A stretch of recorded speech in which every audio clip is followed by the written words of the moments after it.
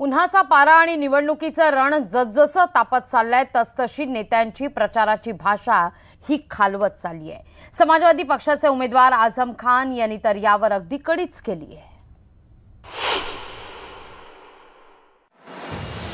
पहिल्यांदाच लोकसभेच्या रिंगणात उतरलेल्या आझम खान यांनी निवडणूक प्रचारातल्या सगळ्या मर्यादा तोडून टाकल्यात। उत्तर प्रदेशातल्या रामपूरमधून त्यांच्या विरोधात उभ्या असलेल्या जयाप्रदा यांच्यावर टीका करताना त्यांनी केलेलं विधान अतिशय आक्षेपार्ह आणि अशोभनीय आहे। उसकी असलियत समझने में आपको 17 बरस लगे।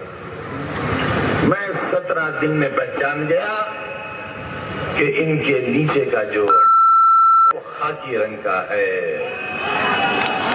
मैं 17 दिन में पहचान गया। आझम खान यांच्या या लांछनास्पद विधानाची दखल घेत निवडणूक आयोगानं जिल्हाधिकाऱ्यांकडून अहवाल मागवलाय। महिला आयोगानंही त्यांच्या विरोधात नोटीस बजावली आहे। जयाप्रदा यांनीही त्यांच्या विरोधात कडक कारवाईची मागणी केली आहे। हम लोग इसको रिपीट भी नहीं कर सकते, इसको वापस हम ये टिप्पणी किया करके हम मुंह से बोल भी नहीं सकते हैं। उस तरह की ज़बान इन्होंने इस्तेमाल किया है इस बार, तो मतलब हद पार कर दिया। अब मेरा क्षमता खत्म, अब मेरे लिए वो कभी भी भाई नहीं है, कुछ भी नहीं है।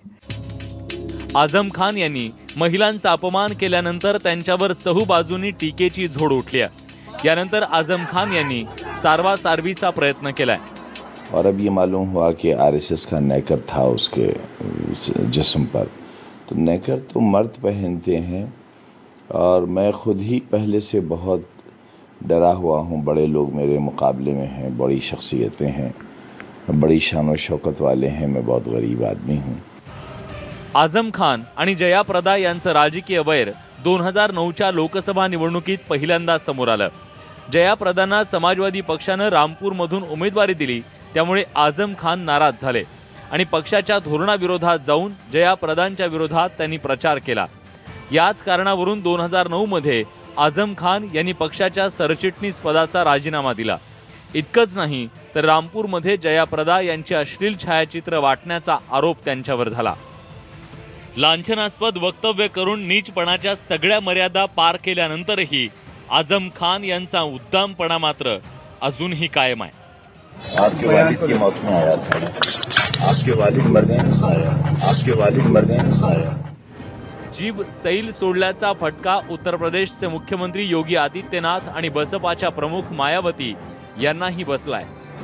निवडणूक आयोगानं आदित्यनाथ यांच्यावर 72 तासांसाठी तर मायावती यांच्यावर 48 तासांसाठी प्रचार बंदी घातली आहे। दोघेही आपापल्या पक्षांचे स्टार प्रचारक आहेत हे विशेष। आता आयोग आझम खान यांच्यावर काय कारवाई करणार याकडे सगळ्या देशाचं लक्ष लागलंय। Bureau report, news 18 Lokmat.